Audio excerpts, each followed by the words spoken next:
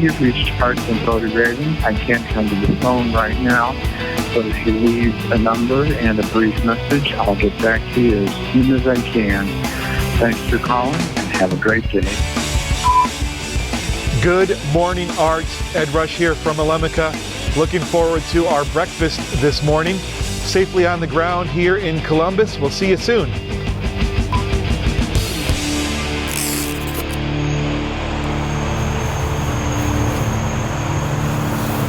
Oh man, I hope I remember what Ed looks like. He had a beard last time I saw him.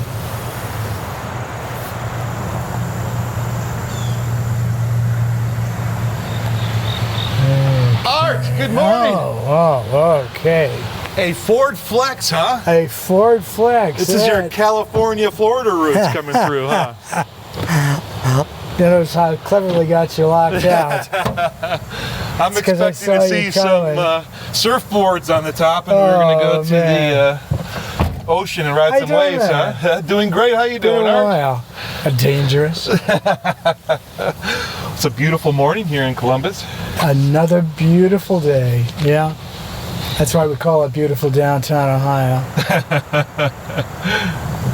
So, Art, flying in this morning, I was really struck by the amount of logistics distribution centers that seem to be quite numerous in this area. How did Columbus become such a hotbed for supply chain and logistics? Well, a couple of things, actually. And, you know, the truth is, pains me to admit it, we don't have all the natural advantages of Atlanta, for example. But we've got a huge concentration of logistics and supply chain talent, aided and abetted by the very fine supply chain school at the Ohio State University and the Fisher College of Business.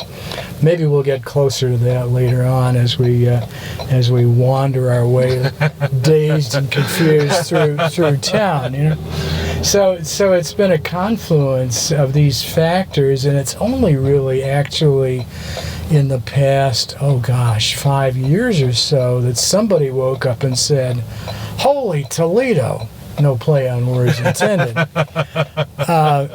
Columbus, Ohio is a day away from 50% of the consumer population and 50% of the business population in the U.S. and Canada. Where else would you put a distribution center? No, makes perfect sense. Knowing that. This combination of geography and talent and innovation, staggering. If you had to put a crystal ball prediction in front of you here, where are the leaders headed next? So I think the Internet of Things is going to be very, very important. But I don't think it's going to happen nearly as quickly as other people think it is. Where are we seeing people actually deploying IoT in a very real, tangible way today? The simple example is the toaster that not only will fry your bacon, but do your eggs as well, and time it all to an alarm that gets you up in time to shower so that you'll be dry by the time breakfast is ready. So if we... Do you have any snooze button pushes that will ruin in people's lives? If we can... The eggs will always be 9 minutes early.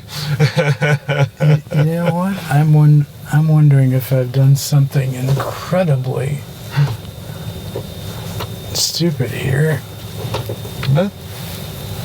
Oh, wait! I gotta take a ticket. That'll make all the difference. Yeah, I think that'll get. I'm thrown off here by the lot being so empty. There we go. I thought we might grab something to eat and drink and that's perfect. Carry on with here.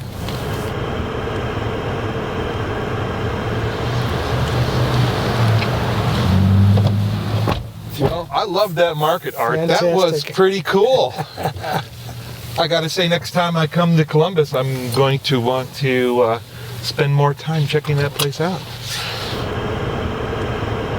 We're approaching the south end of campus here on the left, retail and residential on the right. Okay. What are some of the other emerging disruptive innovations that you anticipate seeing in the supply chain, Art? We talked about IoT. Anything else? I think there's some things that are pretty desperately needed. So what is needed, Art? Well, two things.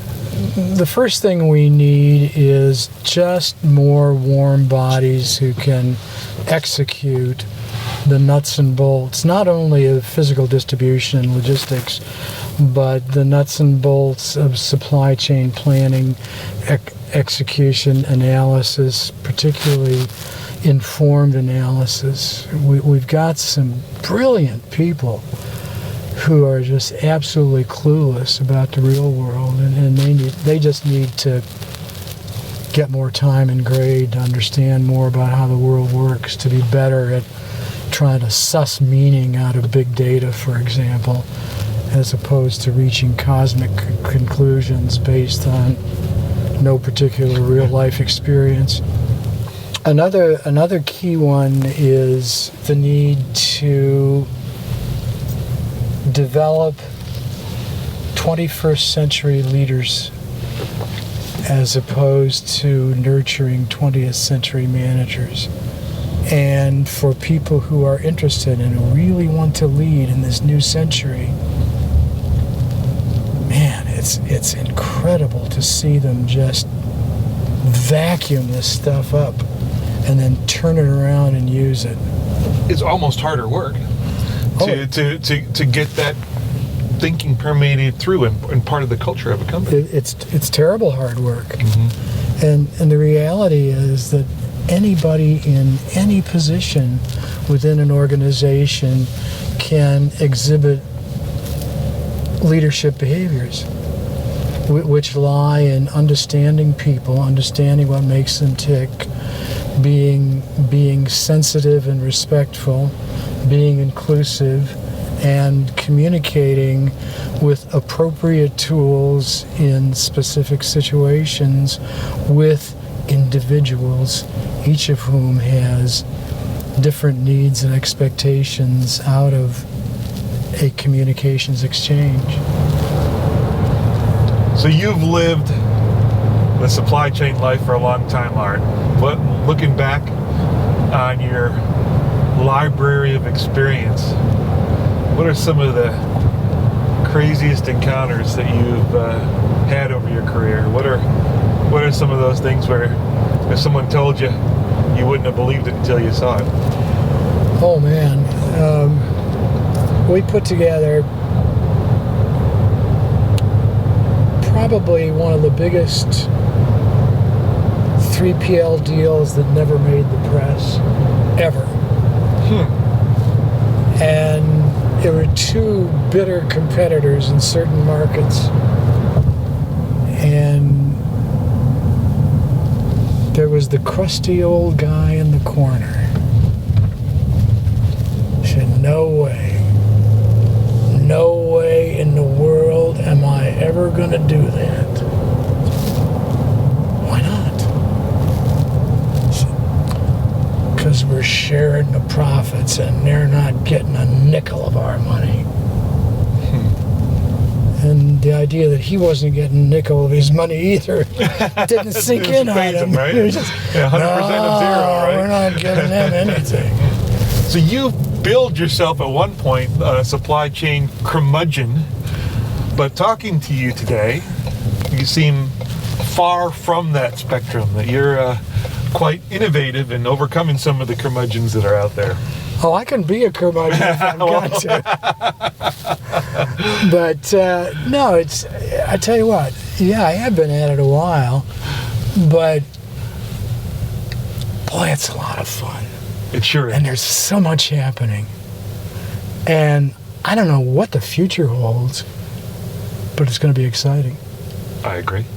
Thank you, Art. Ed? It's been a pleasure. A pleasure. Anytime.